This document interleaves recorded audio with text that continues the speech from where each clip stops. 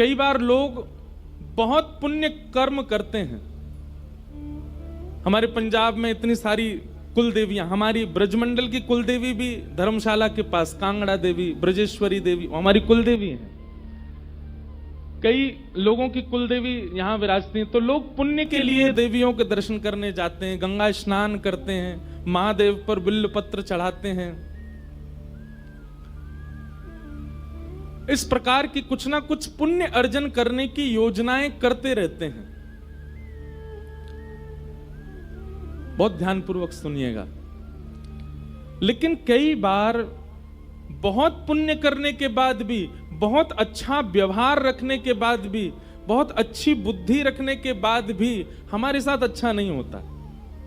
कुछ ना कुछ चलता ही रहता है और फिर हम ये सोच में पड़ जाते हैं कि मैंने कुछ इतना खराब तो किया नहीं, फिर मेरे साथ ऐसा क्यों होता है। इसके पीछे दो बातें।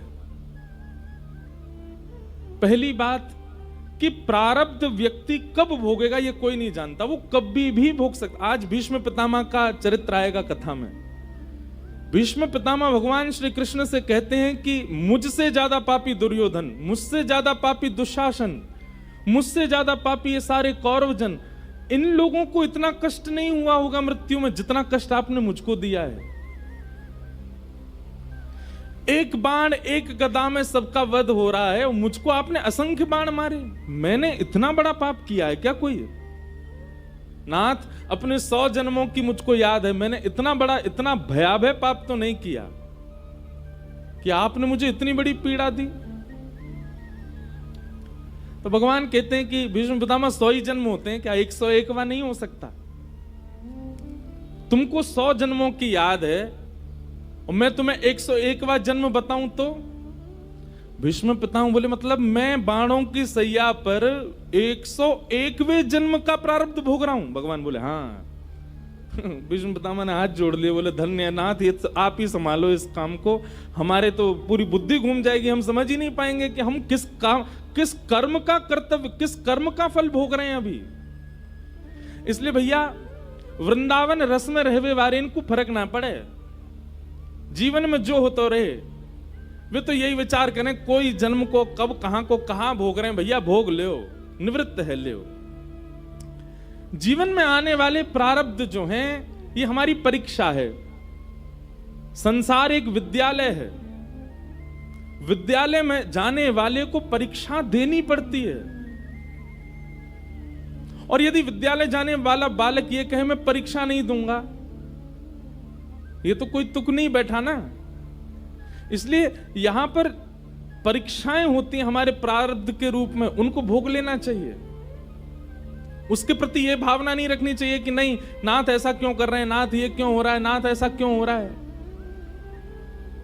तो हम जिस विषय पर चर्चा कर रहे हैं वो ये है कि कई बार हम बहुत पुण्य करते हैं, बहुत अच्छा करते हैं, लेकिन फिर भी हमारे साथ अच्छा नहीं होता। तो हम ये सोचते हैं कि वो पुण्य जा कहां रहा है जो हम कर रहे हैं,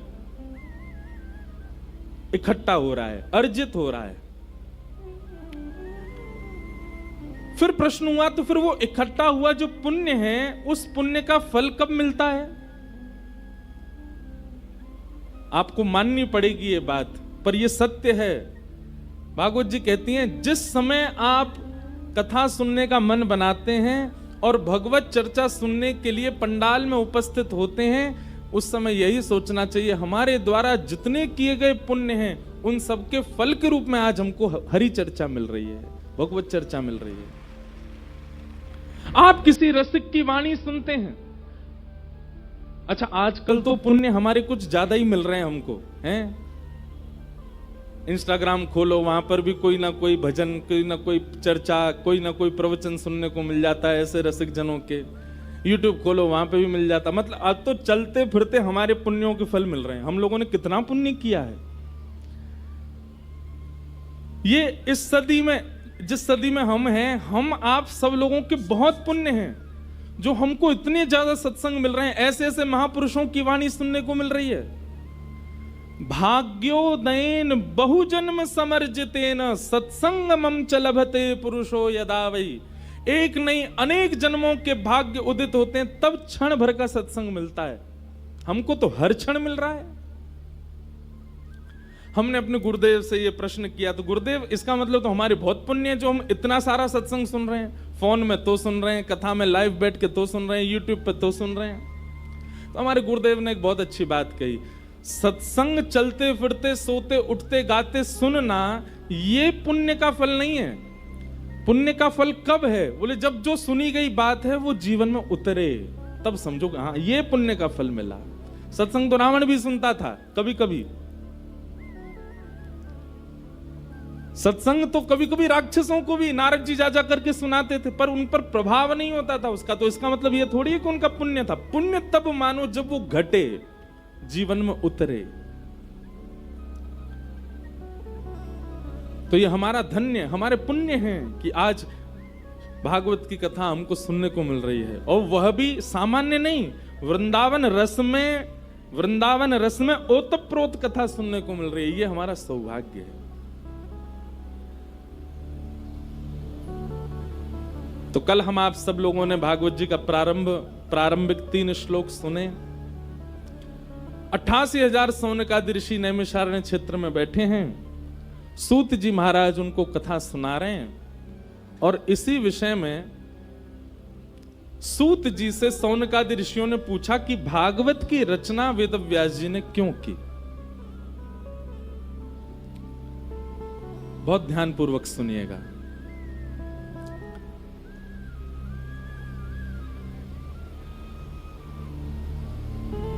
भवतानुदित प्रायं यशो भगवतो मलम् येनैवासौ न तुष्येत मन्ये तद्दर्शनम् खिलम्। वेदव्यास जी महाराज जिन्होंने हिंदू वैदिक सनातन धर्म को अनेक ग्रंथ प्रदान किए, मानव कल्याण के लिए वेदव्यास जी ने सबसे पहले 4 वेदों को लिखा। बंधुओं, पहले एक ही वेद था, उस वेद का नाम क्या था? प्रणव। प्रणव का मतलब क्या होता है? ओमकार। पहले एक ही वेद था। मतलब एक प्रकार से देखें तो प्राचीन काल में ऐसा होता था कि मंच पर बैठकर के व्यास केवल ओम शब्द का उच्चारण करता था और हजारों श्रोताओं को अपने प्रश्नों के उत्तर मिल जाते थे। वेदः प्रणव एवाग्रे। व्यास जी ने विचार किया कि कलयुग आने वाला है, लोगों की बुद्धि इतनी सक्षम नहीं है कि ओम से कल्याण कर लें। तब उन्होंने 4 वेद लिखे, ऋग्वेद, यजुर्वेद, सामवेद, अथर्ववेद। पर उसके बाद भी व्यास जी को लगा कि शायद इससे भी इतना मानव कल्याण तो नहीं हो पा रहा है। तब व्यास जी ने अनेक पुराणों को लिखा। 18 उपपुराण लिखे गए, 17 महापुराण लिखे गए, और महाभारत जैसा शास्त्र लिखा गया। लेकिन वेद व्यास जी महाराज को फिर भी चित्त में प्रसन्नता नहीं हुई।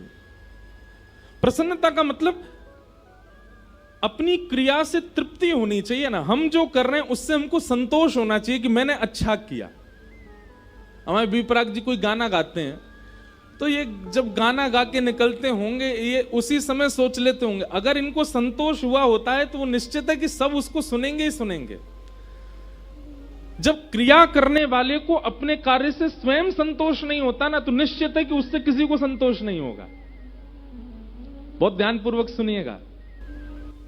घर की माता जी या बहन जी या पत्नी भोजन बनाती, अगर वो संतोष नहीं है अपने बनाने वाले, वो पहले ही आपको थाली परोसते हुए आज दाल ना इतनी बढ़िया नहीं बनी होगी, आप खा लेना, बस पेट भर लो, आज सब्जी ऐसे ही होगी, आप बस पा लो, आज मेरा मन नहीं लग रहा था। संतोष जब तक क्रिया में नहीं आता तब तक वो क्रिया किसी को संतुष्ट नहीं कर सकती। वेदव्यास जी महाराज को अपनी कृतियों से संतुष्टि नहीं हो रही थी। उनको कहीं ना कहीं लग रहा था कि मैंने कुछ छोड़ दिया है, कुछ रह गया है। तब वहां नारद जी का आगमन हुआ। ये बहुत बहुत सुंदर प्रसंग है। जो लोग भी अपनी क्रियाओं से असंतुष्ट रहते हैं, बहुत ध्यानपूर्वक सुनिएगा।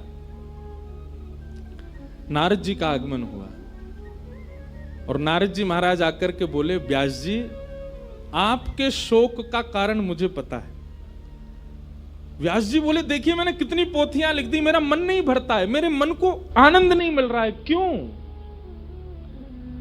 तब नारद जी ने उनको एक सूत्र बताया। बोले व्यास जी आपने जितने भी ग्रंथ लिखे हैं, जितने भी पुराण लिखे हैं, सब में 4 बातों को ही घुमा फिरा करके लिखा है।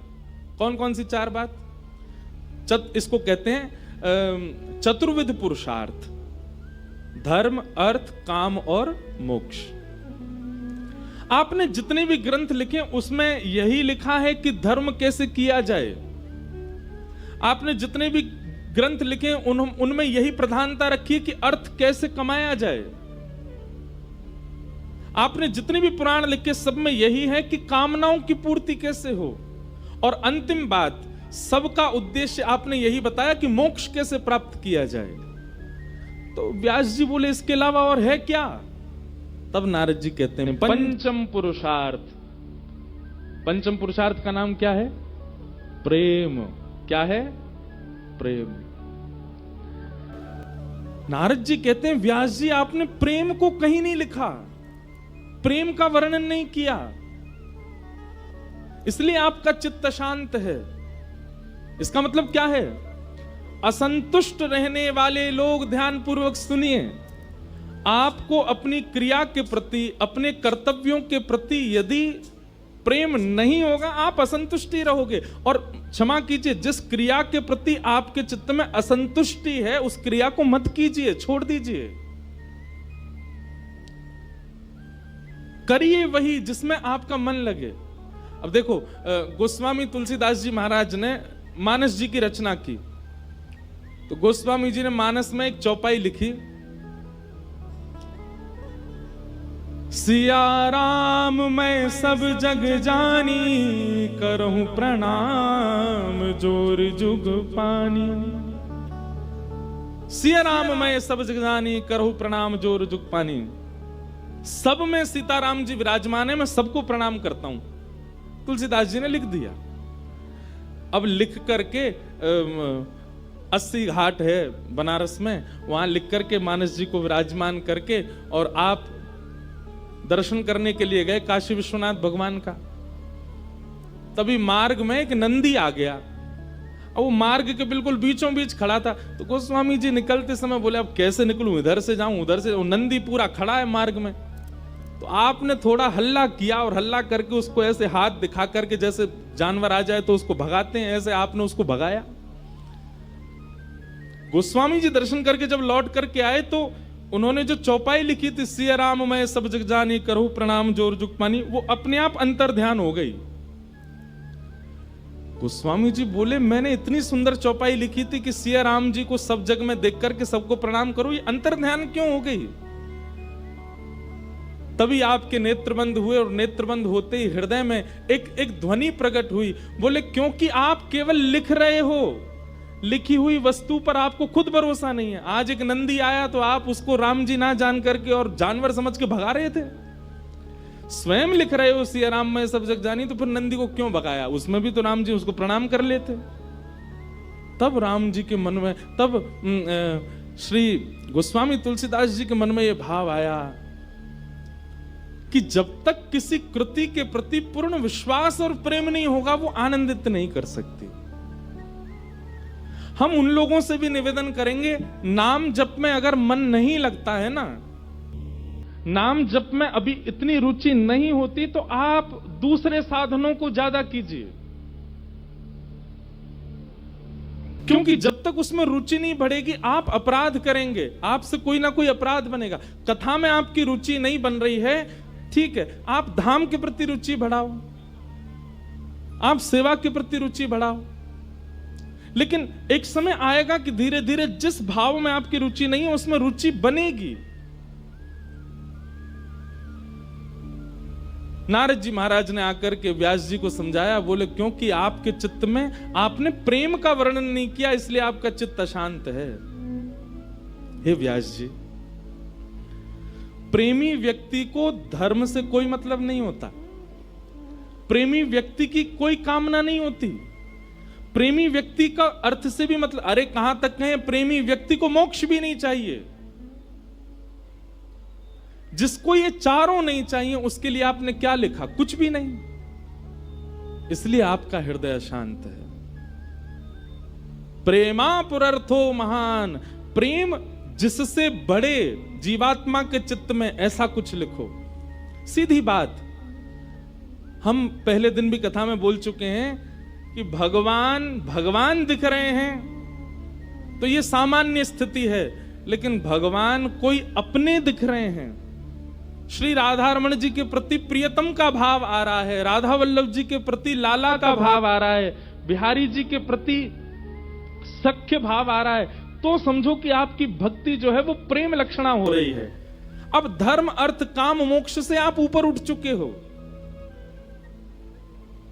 क्योंकि ठाकुर जी के प्रति अब भगवत भाव नहीं, अब प्रेम भाव है। मीराबाई, कई बार ऐसी उपस्थितियां उनकी होती थी उत्सव में, उनके लीला में, कि वहां धर्म प्रधान नहीं होता था, क्योंकि उनके लिए प्रेम प्रधान है।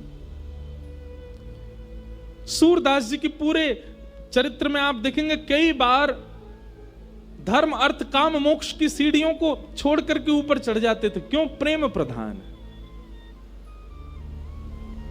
हमारे ब्रज में तो गाते हैं, बोले नाथ हमें मोक्ष चाहिए ही नहीं।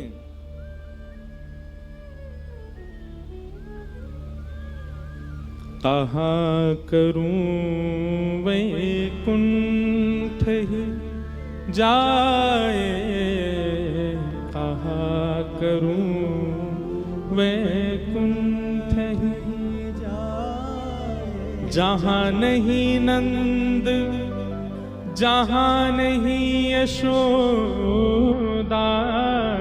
जहां नहीं नंद, जहां नहीं यशोदा, जहां नहीं गोपी ग्वाल और गाय, जहां नहीं गोपी ग्वाल और गाय, कहाँ करूं वैकुंठ ही जाए, कहाँ करूं वैकुंठ ही जाए।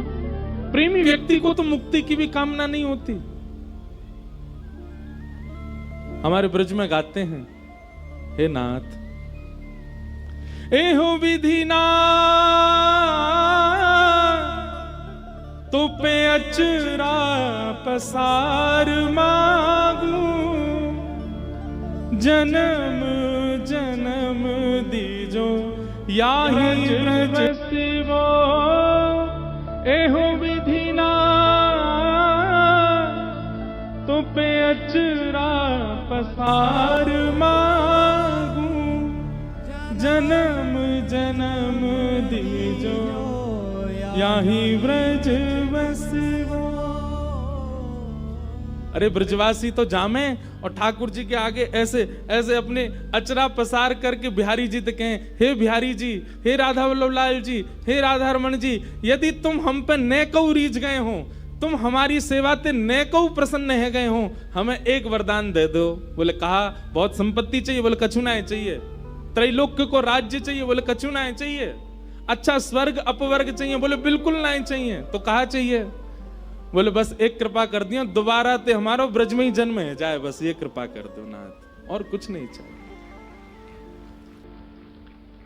श्री राधा रानी के पग पग पे प्रयाग जहां, केशव की केली कुंज कोटि कोटि काशी है, यमुना में जगन्नाथ, रेणुका में रामेश्वर, तरु तरु पे पड़े रहत अयोध्या निवासी हैं, गोपिन के द्वार द्वार हरिद्वार बसत जहां, बद्री केदारनाथ फिरत दास दासी हैं, स्वर्ग अपवर्ग लेकर करेंगे हम क्या, जान लो हमें हम वृंदावन वासी हैं, जान लो हमें हम ब्रज के निवासी हैं। वृंदावन की महिमा कैसी पता है? बहुत ध्यानपूर्वक सुनो। पग पग पे प्रयाग जहां, जब आप वृंदावन में पैदल घूमते हैं, एक बात हमारी सुनो, पैदल ही घूमे करो वृंदावन में। जब आप वृंदावन में पैदल घूमते हैं तो जितने कदम आप चलते हैं, वो एप्पल वॉच पे स्टेप्स आ जाते हैं ना, कितने चले। वृंदावन जाते समय 0 कर लेना उनको, और जैसे ही वृंदावन पहुंचो तब फिर अपने पग गिनना। शाम को जब अपने रूम में आओ तो फिर देखना आज कितने कदम चले, 5000, 6000, 10,000। उतने कदम आप ये समझ लीजिए कि आपको हर पग पर प्रयाग यानी कि त्रिवेणी स्नान करने से जो फल मिलता है वो वृंदावन में केवल एक पग चलने से मिल जाता है। पग पग पे प्रयाग जहां, और केशव की केली कुंज कोटि कोटि काशी हैं।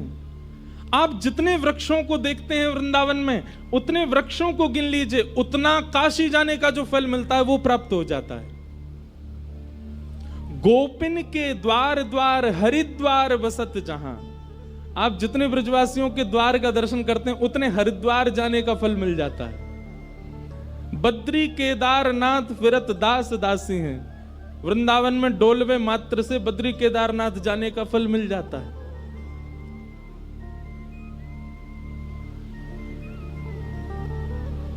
राधा रानी के पग पग पे प्रयाग जहां, केशव की केल कुंज कोटि कोटि काशी हैं।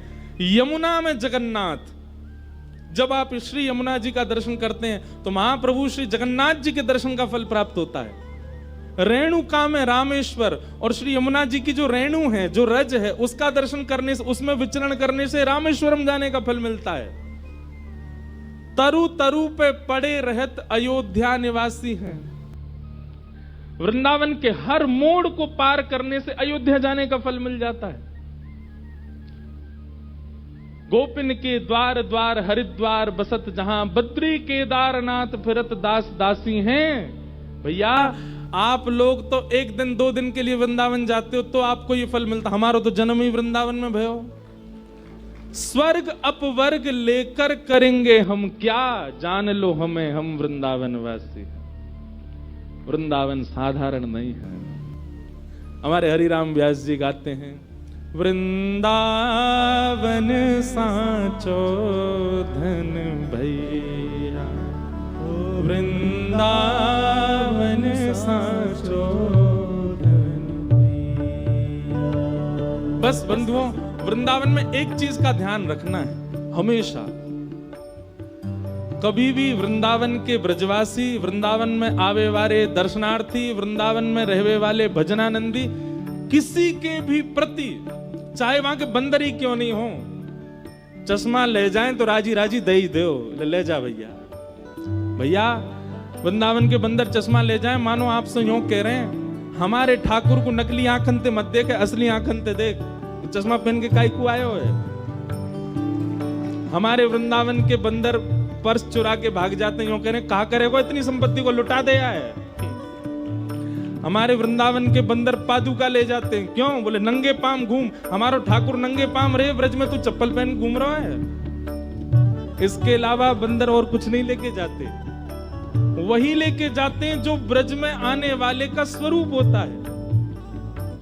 हमारे गोवर्धन में एक सखी, बहुत ध्यान से सुनो सब लोग, गोवर्धन की एक सखी कहीं कथा सुन रही थी, तो कथा में सुन करके गई कि ठाकुर जी तो गोपीन के घर माखन चुरावे जामे, और इतनो ही ना करें तो कहा करें, वो ठाकुर जी ने अपने सबरे सखा छोड़ रखे हैं गोकुल में, बोले सबरे ताड़ते देखते रह करो, जा गोपी के यहाँ बढ़िया माखन निकर रो होए करे, मोए आके बताए करो, वा के घर में माखन चोरी करवे जाऊंगो। सो सबरे सखा बस यही देखते रहे, ढूंढते रहे कौन सी गैया को बढ़िया वारो मक्खन को माखन निकरो है, सो लाला को संदेशा पहुंचानो, लाला चोरी करवे आएगो। अब ये कथा वो सामान्य सी सखी बैठ करके सुन रही थी, लेकिन उसने वो कथा को शब्द रूप ना मान करके उसको वास्तविक लगने लगा, और वास्तविक भाव का ये प्रभाव हुआ कि उसने अपने घर में बढ़िया सोची कि मैं हूं ऐसा मक्खन निकारूं कि ठाकुर जी मेरे घरों चोरी करवे यहां में। ब्रजभाषा समझ आ रही है ना? चंडीगढ़ कोई विलायत नहीं है, इतनी तो समझ ही सको। और भैया इतना नहीं समझ पा रहे हो तो फिर काय को वृंदावन जा रहे हो, और ये वृंदावन प्रकट उत्सव है, ब्रजभाषा तो होएगी। तो वाकई मन में भाव आयो। अच्छा एक और बात बताऊं, दुनिया में सब जगह कथा होती है, सब जगह ब्रजभाषा नहीं निकलती, मेरे से यही निकल रही है। और जेऊ ना पता क्यों निकल रही है। यहां तो 80 तुस्सी में काम होता है और हम 3 दिना से मोए तोए पे चल रहे हैं। मोए जे नहीं चाहिए, तोए जे चाहिए। पंजाबी बड़ी प्यारी भाषा, पर हमसे नेकऊ ना है बोले। हमारे राम जी महाराज बहुत बढ़िया बोले। हमारे बी पराग जी तो गाती पंजाबी में। इनका एक गाना आया अभी अभी। तो मैंने इनसे कहा, मैंने कि सुनो आप क्या गा रहे थे, मुक्के पैसी। मैंने कि उसका मतलब क्या, मतलब मुक्का मार। बोले अरे नहीं महाराज, वो मुक्के पैसी का मतलब वो नहीं है। फिर उन्होंने मुझे अर्थ बताया, बोले इसका अर्थ ये है। मैंने ओहो, मैंने कि भाई क्षमा करो, हमको पंजाबी नहीं आती, इसलिए मैं अर्थ का अनर्थ लगा देता हूं। मैं फिर भूल गया मुक्के पैसे का मतलब था क्या है। मुक्के पैसे मतलब खत्म हो गया मैं। वाह, मुक्का से भी वही होता है। तो आनंद की बात। तो ब्रजभाषा सुनो भैया। सखी ने कथा सुनी, कथा सुनकर के वाकई मन में भाव आई, मैं हूं ऐसा मक्खन निकारूंगी, ठाकुर जी मेरे घर चोरी करवे। यहां में अभी की बात है, इसी कलिकाल में।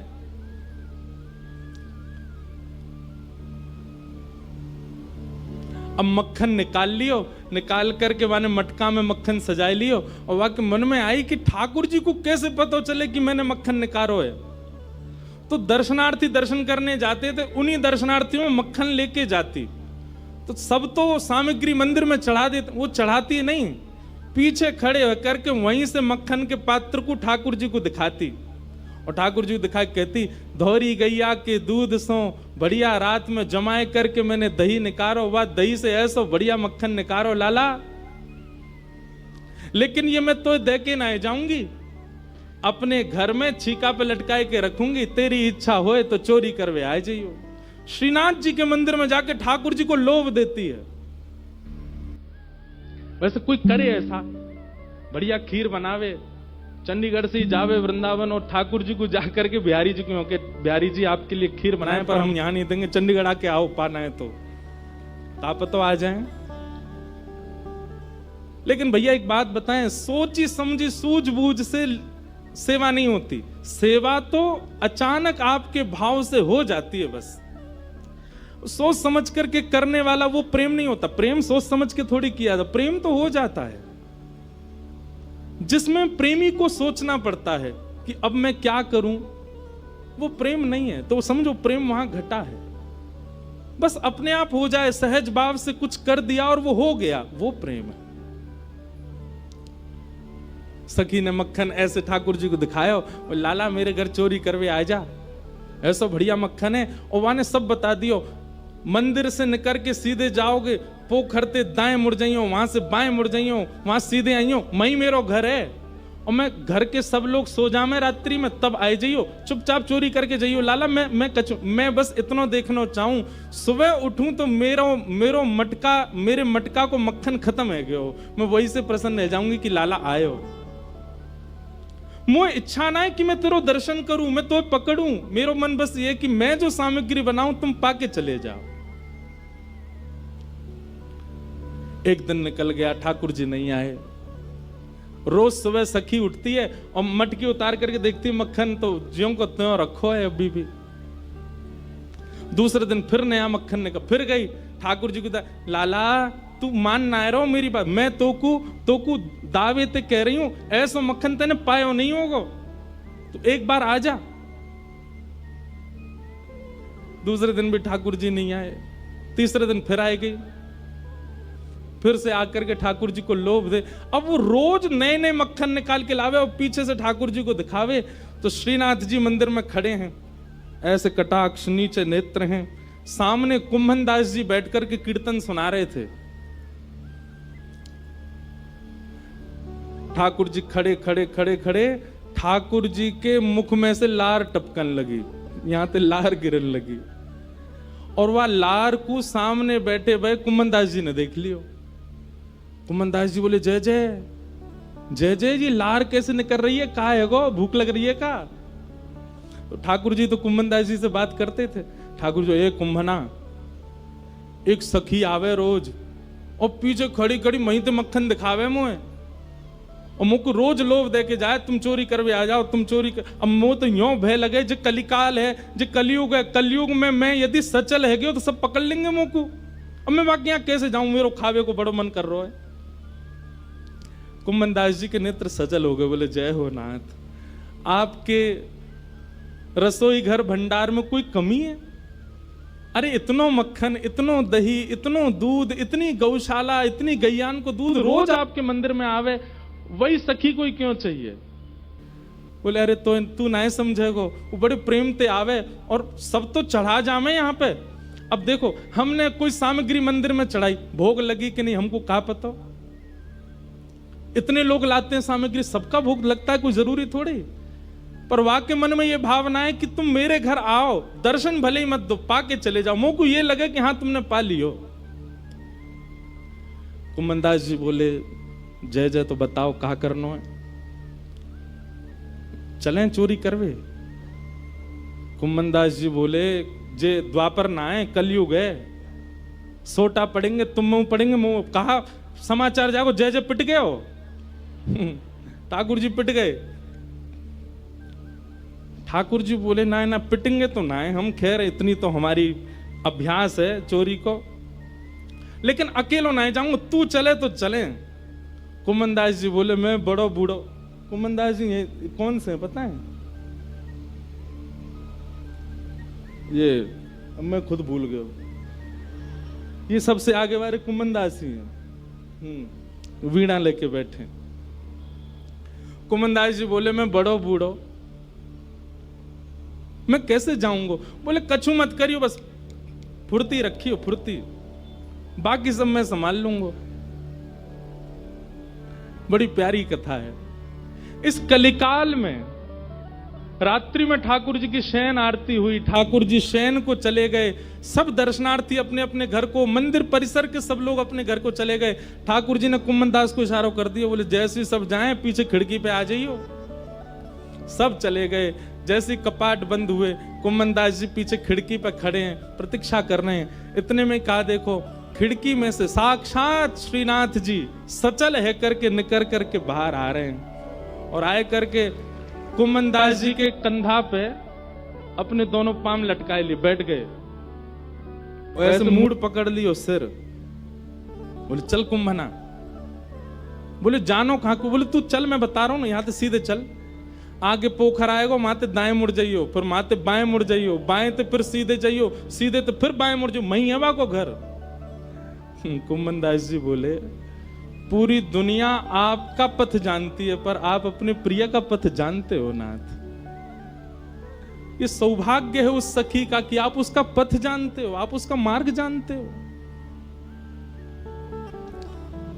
कुम्मनदास जी ने दोनों पाम पकड़ रहे, छोटे से ठाकुर जी कंधा पे बैठे हैं और सब बता रहे हैं यहाँ ते मुड़ जा, यहाँ ते मुड़ जा, सीधो चल।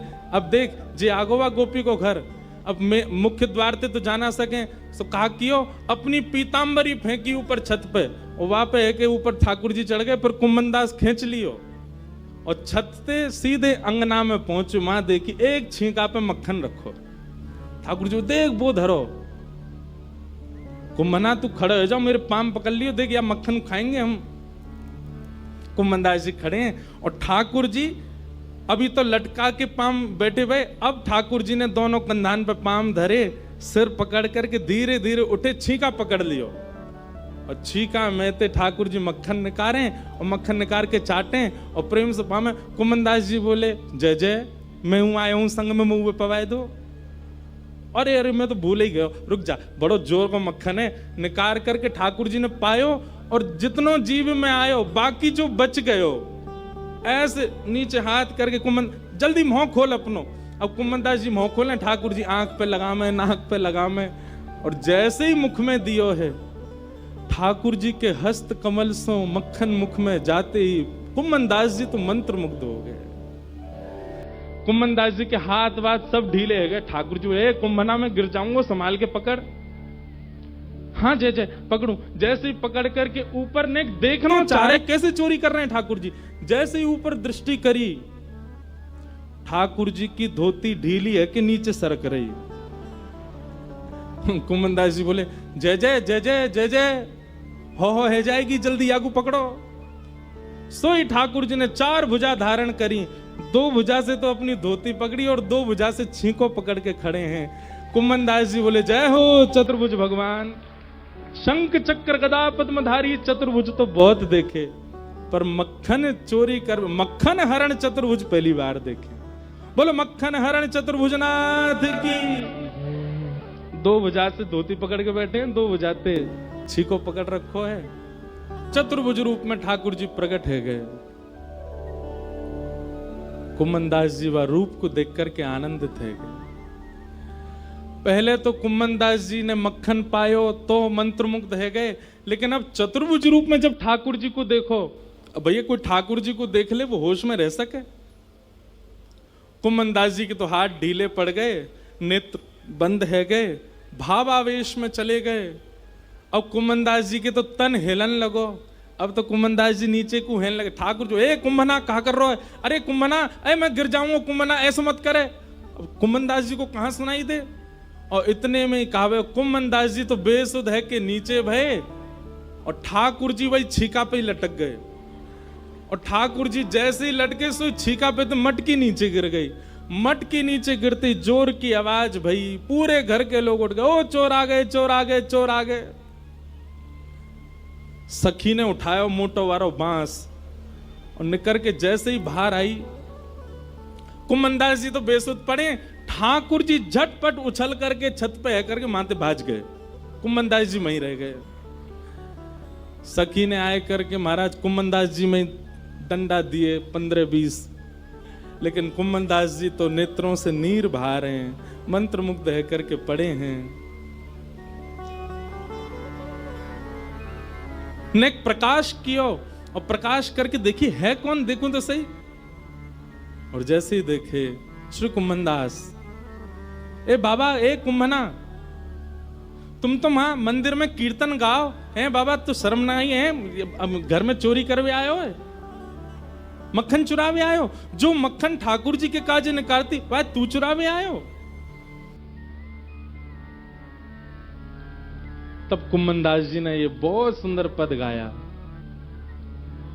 तू है सखी बड़ भाग बड़ी, नंदलाल तेरे घर आवत है, तू है सखी। सब लोग बड़ भाग बड़े, नंदलाल तेरे घर आवत है, तू अपनो श्रृंगार करत है, तू अपनो श्रृंगार करत है, विदर्पण हाथ दिखावत है, विदर्पण हाथ दिखावत है। एक बात हमारी बहुत ध्यान से सुनेंगे, जितने भी वैष्णव तिलकधारी यहां पर बैठे हैं, आप ये बात विश्वास मानिए, आप अपना जो भी श्रृंगार करते हैं ना वो खुद करते हैं, पर जब आप तिलक धारण करते हैं ना तो वो आपका हाथ पकड़ के ठाकुर जी धारण करवा रहे हैं। वो आप स्वयं नहीं कर सकते, वो ठाकुर जी करवा रहे हैं। तू अपनो श्रृंगार करत है, तू अपनो श्रृंगार करत, ये दर्पण हाथ दिखावत है, दर्पण हाथ दिखावत है, तू है सखी बड़ भाग बड़े, गोपाल तेरे घर आवत है, तू है सखी बड़ भाग। सब लोग गाओ। गोपाल तेरे घर आवत है, सब कोई इनको यश गावत, सब कोई इनको यश गावत, सब कोई इनको यश गावत, सब कोई इनको यश गावत। पर ये तेरो यश गावत है, ये तेरो यश गावत। कुम्भनदास जी चरणों में गिर गए उस सखी के और बोले, मैंने पूरे विश्व को उनका यश गाते हुए सुना। अरे सखी तेरे धन्य भाग, कल रात्रि में ठाकुर जी तेरो यश मुंह को सुना रहे। बोले ऐसे मक्खन निकारे, ऐसे मटकी में धरे, बाको घर यहाँ है, यहाँ कुएं, ऐसी है वैसी है, तेरो यश ठाकुर जी गावे।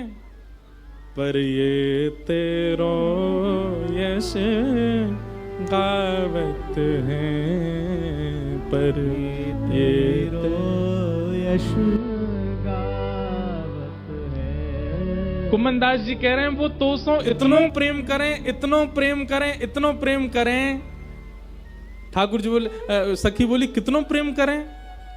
तब कुम्भनदास जी कहते हैं, कुंभन दास लाल गिरिधर के, कुंभन दास लाल गिरिधर के, वे तेरे ही हाथ बिकावत हैं, ये तो तेरे ही हाथ बिकावत। अरे सखी तू अगर लाला को कहीं बेकऊ आवेगी ना तो वो बेकऊ जाएंगे तेरे हाथन से, इतनो प्रेम करें। तू है सखी बड़ भाग बड़ी, नंदलाल तेरे घर आवत है, तू है सखी बड़ भाग बड़ी, नंदलाल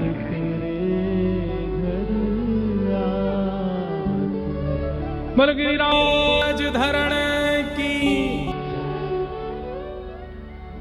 नारद जी महाराज यही समझा रहे हैं व्यास जी को कि व्यास जी आप ऐसा यश लिखो ठाकुर जी का जिसको सुनकर के श्रोता को ठाकुर जी से प्रेम हो। आप उनको भगवत तत्व में मत दिखाओ, उनके प्रति श्रद्धा उठे, विश्वास उठे, समर्पण उठे, ये सामान्य बात है, पर उनके प्रति प्रेम उठे ऐसा यश गाओ। तब वेद व्यास जी महाराज ने श्रीमद् भागवत ग्रंथ की रचना की। बोलो भागवत महापुराण की। श्रीमद् भागवत का एक ही उद्देश्य है, आपके भीतर श्रद्धा प्रकट करना नहीं, आपके भीतर आस्था प्रकट करना नहीं, आपके भीतर ठाकुर जी के प्रति अनुराग प्रकट करना नहीं, आपके चित्त में ठाकुर जी के प्रति प्रेम प्रकट हो। वो प्रेम के अधिकारी केवल वही हैं और कोई है ही नहीं संसार में। ये भागवत जी प्रस्तुत करते हैं, इसलिए भागवत जी की रचना सामान्य नहीं है। भागवत ग्रंथ यदि श्रीमद् भागवत हमको वेद व्यास जी ने प्रदान नहीं की होती तो मैं कहता हूं कि हमको सूरदास, मीराबाई, करमेती बाई, कर्मा बाई कोई नहीं मिलता। ठाकुर जी से प्रेम करने वाले भक्त मिले ही भागवत जी के बाद हैं, उनके अलावा प्राप्त नहीं होते। भागवत जी ने सबके चित्त में प्रेम को प्रदीप्त किया है, उदित किया है।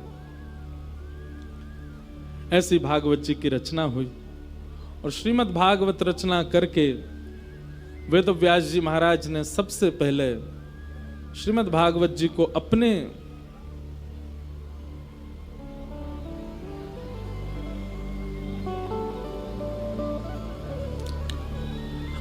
पुत्र श्री सुकाचार्य जी को प्रदान किया, सुखदेव जी को प्रदान किया। यम प्रव्रजन्तमनुपेतुमपेत कृत्यम द्वैपायनो विरह कातर्या जुहाव पुत्रेति तन्मयतया तर्वोऽभिनेदु तम सर्वभूत हृदय मुनिमानतोस्मि। जितने भी पिता यहां पर बैठे हैं बहुत ध्यानपूर्वक सुनिएगा। संपत्ति पुत्र को नहीं देनी चाहिए, तो किसको देनी चाहिए? संपत्ति पात्र को देनी चाहिए। पुत्र जब तक पात्र ना बन जाए तब तक उसको अपनी संपत्ति मत दो। पिता का कर्तव्य है, पहले पुत्र ने जन्म लिया था, पर पिता का कर्तव्य क्या है, मां का कर्तव्य क्या? उसको पात्र बनाए, उसको योग्य बनाए।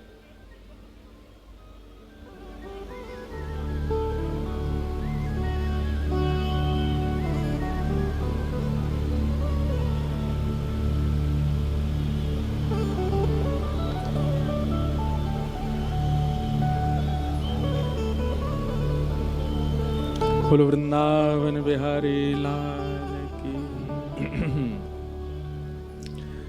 क्या बता रहा था मैं? हाँ, पात्र बनाए।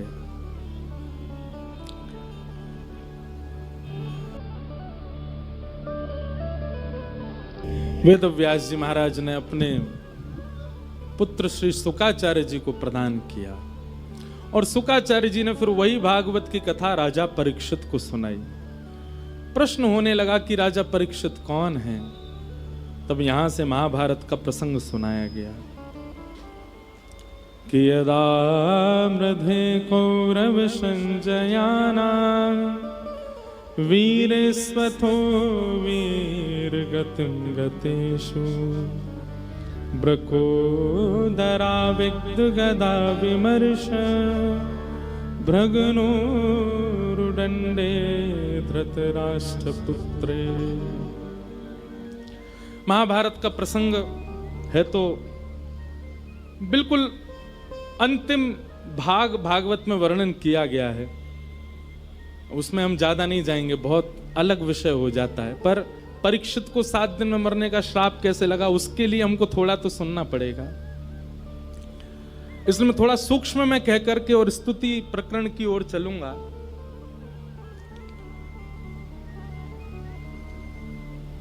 पांडव जब युद्ध जीत गए, उन पांडवों को छल पूर्वक मारने के लिए अश्वत्थामा ने अर्धरात्रि में जाकर के प्रयास किया मारने का, पर पांडवों को भगवान कहीं और ले गए। उसने सोते हुए द्रौपदी के 5 पुत्र मार दिए।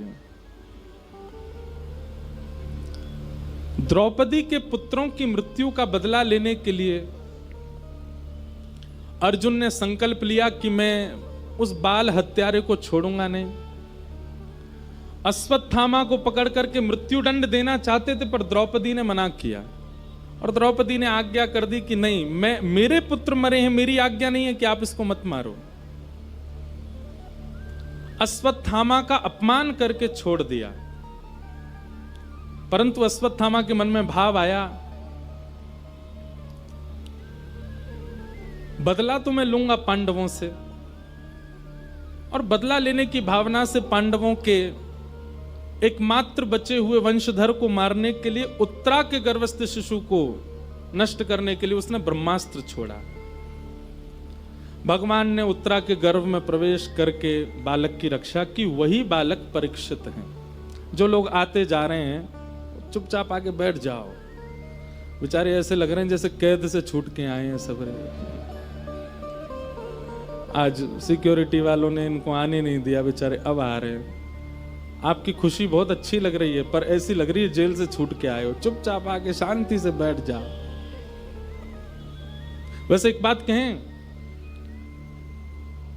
आप लोग बाहर जब जाते हैं ना पंडाल से, तो वास्तव में आप फिर से कैद में चले जाते हैं संसार के में, लेकिन जैसे ही आप कथा में आते हैं मानो ऐसे ही लगता है कि कैद से छूट के मुक्त हो गए हों, अपनों के पास आ गए। अपने कौन है? श्री श्याम सुंदर, श्री किशोरी जी। इसलिए बड़ी प्रसन्नता है, आप सब छूट छाट के आए हो, बैठ जाओ।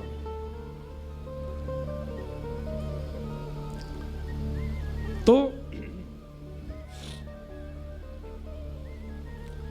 उत्तरा के बालक की भगवान ने रक्षा की, वही बालक परीक्षित है। हमारे पूज्य पिताजी महाराज के पूज्य गुरुदेव अनंत श्री विभूषित श्री रामानुज प्रपन्नाचार्य गुरु जी, वे अपनी टीका में एक बहुत अच्छी बात लिखते हैं, बहुत सावधानी से सुनना। उनका कहना ऐसा है कि जिस व्यक्ति ने अपने संपूर्ण जीवन में श्रीमद् भागवत का आश्रय लिया है, जय हो, पूज्य श्री भगवत धाम वाले महाराज जी हमारे मध्य पधारे हैं, बोलो गंगा मैया की जय जय। बिल्कुल ध्यान पूर्वक बैठो।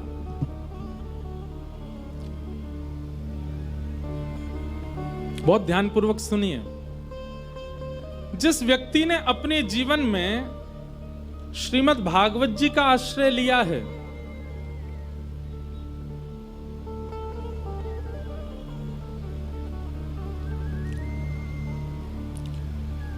ऐसे व्यक्ति को यह बात विश्वास मान लेनी चाहिए कि जिस प्रकार परीक्षित की रक्षा ठाकुर जी गर्भ में जाकर के करके आ चुके हैं, हमारी रक्षा भी ठाकुर जी नहीं की है। क्यों? ठाकुर जी ने परीक्षित की रक्षा क्यों की? कारण एक ही है, क्योंकि ठाकुर जी जानते हैं भविष्य में चल करके मेरे भागवत का सर्वश्रेष्ठ श्रोता होने वाला है। अपने भक्त बहुत प्रिय हैं ठाकुर जी को, वैष्णव बहुत प्रिय हैं, उनकी हर स्थिति में ठाकुर जी रक्षा करते हैं। और निश्चित है जो भी वैष्णव रूप धारण करता है इस कलिकाल में, उसकी निश्चित है कि मातृगर्भ में ठाकुर जी का उसको दर्शन हुआ है, ठाकुर जी ने उसकी रक्षा की है, इसीलिए वो वैष्णव भाव में आ चुका है। परीक्षित की भगवान ने रक्षा की।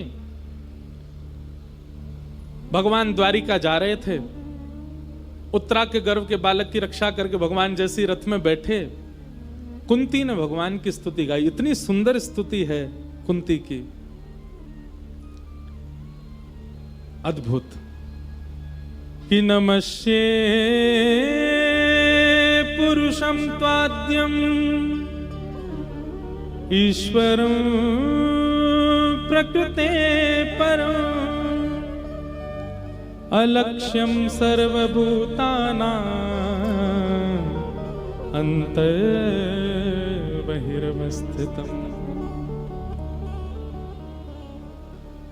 बहुत ध्यान पूर्वक सुनो अब सब लोग। कुंती भगवान से जो कह रही है, श्रीमद् भागवत की सबसे पहली स्तुति है कुंती स्तुति। मैं ऐसा कहता हूं कि भागवत जी की जो नींव है, भैया रहने दो इनको, अभी मत उठाओ, रहने दो। हाँ, कोई आके बैठ ही जाएगा, ठाकुर जी बैठ जाएंगे।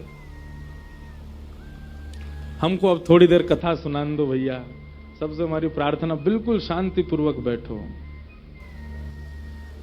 तो कुंती ने जो भगवान की स्तुति गाई है, मैं कुछ बता रहा था, भूल गया। नमस्ये पुरुषं ताद्वम ईश्वरं प्रकृते परम अलक्ष्यं सर्वभूतानां अंतर्बहिर्वस्थितम्। हाँ, तो भागवत जी में सबसे पहली स्तुति है कुंती की। मैं कहा करता हूं, महाभारत के 3 पात्रों को अपने जीवन में जरूर देखिएगा, जरूर सुनिएगा, और तीनों के नाम क से प्रारंभ हैं, कुंती, कर्ण और कृष्ण। एक बार अपने जीवन में इन तीनों के चरित्र को जरूर देखिएगा, तो आपको अपनी लाइफ में आने वाली सिचुएशंस बहुत छोटी लगेंगी। भगवान की भुआ है कुंती, लेकिन आज जब रथ में बैठकर के ठाकुर जी द्वारिका को प्रस्थान कर रहे हैं, तो कुंती आकर के रथ के उन घोड़ों के चाबुक को रोकती है और ठाकुर जी से कहती है, लाला नीचे आओ, मुझे तुमसे बात करनी है। ठाकुर जी नीचे उतर गया, बुआ कहो क्या बात है। कुंती तुरंत भगवान के चरण में प्रणाम करती है। भगवान बिल्कुल विचलित हो गए, बोले बुआ चरणों में प्रणाम कर रही है। ठाकुर जी ने बुआ को उठाया, हृदय से लगाया। बुआ, आप मुझे प्रणाम क्यों कर रही हो? मेरा अधिकार है मैं आपको प्रणाम करूं, आप क्यों करती हो? कुंती कहती है कि मैं जानती हूं कि आप ईश्वर हो, मैं जानती आप केवल प्रणाम कर सकते हो ठाकुर जी को, और कुछ नहीं।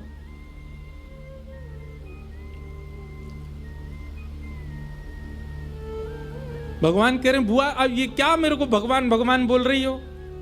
कुंती कहती मैं बोल नहीं रही हूं, मैं वास्तविकता आप भगवान हो, इसलिए आपको प्रणाम कर रही हूं। ठाकुर जी बोले अच्छा मैं भगवान हूं? बोले हाँ। तो बुआ एक बात बताओ, भगवान तो सर्वव्यापी होता है। अब देखो ठाकुर जी अपने ही तत्व को अपने भक्त से सुनना चाह रहे हैं। भगवान कहते हैं मैं भगवान हूं। बुआ बोले हाँ भगवान हूं। तो भगवान तो सब जगह होता है। बोले हाँ। तो फिर मेरे द्वारिका जाने से आप विचलित क्यों हो रही हो? मैं तो भगवान हूं, मेरा निवास तो सर्वत्र है। इसका इतना सुंदर उत्तर देती हैं कुंती कि माया जवनिका छन्न आज्ञा दोक्षजमव्ययम् न लक्ष्य से मूढ़ दृशा नटो नाट्य धरो यथा। नाथ, आप सब जगह विद्यमान हो, पर हमारी दृष्टि का दोष आपको देखने नहीं देता। कौन सा दोष? माया। सबरे काम आज ही होंगे कथा में, बोलेंगे भी आज ही माई के आज ही खराब होएगा। लेकिन हमने एक बात कही थी ना कि कथा में यदि लाइट जावे, माइक में कुछ गड़बड़ी हो, कुछ भी इस प्रकार छेड़छाड़ चले, तो यूं ही समझो ठाकुर जी आए हैं कथा में। लो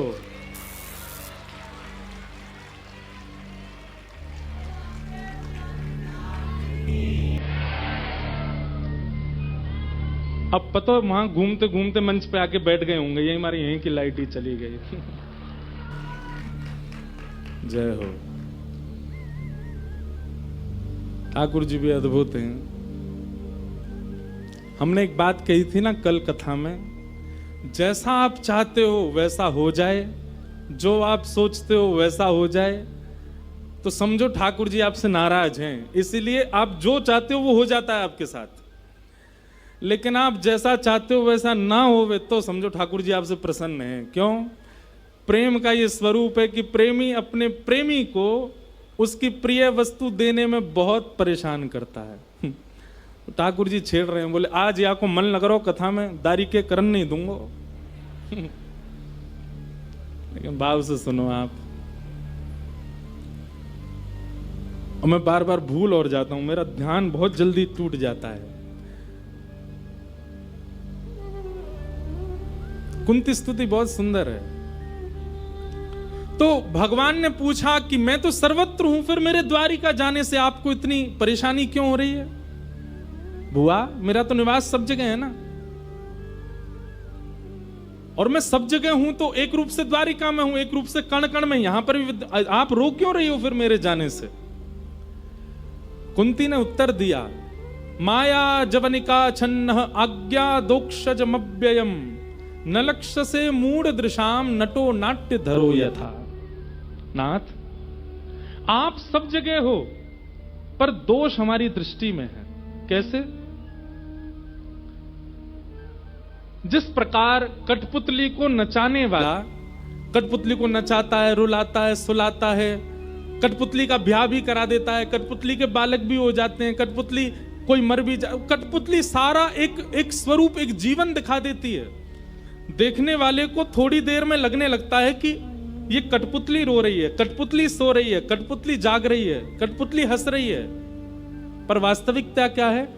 कठपुतली के पीछे एक पर्दा है, और उस पर्दा के पीछे अपने हाथों में डोर बांध करके कोई व्यक्ति चला रहा है।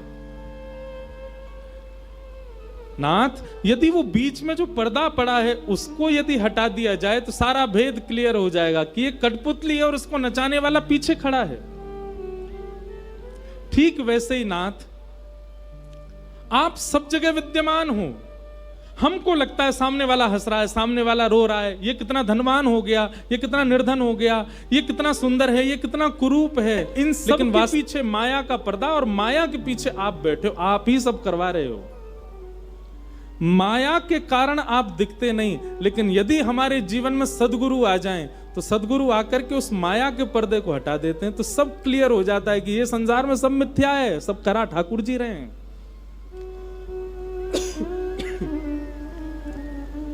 आप सब जगह हो पर माया के कारण नहीं दिखते। जैसा चश्मा वैसी दुनिया। हमने माया को इतना ज्यादा देख लिया। माया का मतलब क्या होता है? माया की डेफिनेशन क्या है?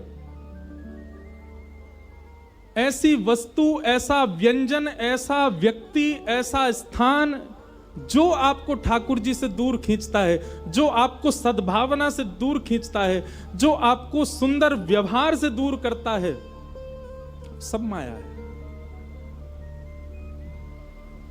जिसके कारण आपके चित्त में क्रोध उत्पन्न होता है, जिसके कारण काम उत्पन्न होता है, जिसके कारण लोभ उत्पन्न होता है, वो सारी वस्तुएं माया हैं। और सीधी बात, जो ठाकुर जी को हमसे दूर कर दे वही माया है। ठाकुर जी जाके कारण हमसे दूर चले गए, वो माया है। और इसी माया के कारण ठाकुर जी नहीं दिखते। हो तो आप सब जगह पर माया के कारण नहीं दिखते नाथ। कुंती ने स्तुति गाई, और स्तुति गाते हुए कुंती ने अपनी स्तुति में एक शब्द कहा है, और वो शब्द क्या है? अद्भुत। यथा ऋषिकेश खलेन देवकी कंसेन रुद्धार्त चिरं सुचार्पितम् विमोचिताहं च सहात्मजा विभो त्वयैव नाथेन मुहुः विपद्गणात्। बहुत ध्यानपूर्वक सुनिएगा। कुंती ने यहां पर एक शब्द का प्रयोग किया है, जिस शब्द से कुंती की स्तुति बाकी सब की स्तुतियों से ऊपर हो जाती है। केवल एक शब्द से कुंती भगवान से कहती है, मैं दावा करके कहती हूं कि आप पूरे विश्व में सबसे ज्यादा प्रेम मुझसे करते हो। बंधुओं, सबसे पहले तो ये विश्वास अपने चित्त में जगाओ, अभिमान नहीं, पर यह विश्वास चित्त में जगाओ कि श्री राधा रमण जी मुझसे प्रेम करते हैं, श्री राधा वल्लभ जी मुझसे स्नेह करते हैं, श्री बिहारी जी का मुझसे प्रेम है। यह विश्वास आप दृढ़ कर लीजिए अपने चित्त में। इसका अभिमान नहीं करना है, पर यह विश्वास रखो, जैसे कुंती ने किया। कुंती भगवान के सामने कह रही है कि मुझे पूर्ण विश्वास है कि आप मुझसे सबसे ज्यादा प्रेम करते हो। भगवान सामने खड़े खड़े मंद मुस्कान, अच्छा हुआ, आप कैसे कह सकती हो कि मैं आपसे सबसे ज्यादा प्रेम करता हूं? तब कुंती कहती है, कंस ने आपसे पूर्व जन्म लेने वाले 6 बालकों को मार दिया था, देवकी मैया के। यथा ऋषिकेश खलेन देवकी कंसेन रुद्धार्त चिरम सुचार्पितम। देवकी मां ने आपसे पहले 6 बालकों को जन्म दिया, उन 6 बालकों को कंस ने मार दिया। आपने अपने सगे बड़े 6 भाइयों की रक्षा नहीं की, पर मेरे 5 पुत्र पांडवों की आप ऐसे रक्षा कर रहे हो पूरे महाभारत युद्ध में, जैसे कोई छाया किसी के साथ में रहती, ऐसे आप पग से पग मिला करके घूम रहे हो। क्यों? क्योंकि वो मेरे बालक हैं, क्योंकि वो मेरे पुत्र हैं। इससे ये बात प्रमाणित होती है कि आप मुझसे बहुत प्रेम करते हो, देवकी से भी ज्यादा प्रेम करते हो। लेकिन नाथ, मैं भी आपसे एक बात कहना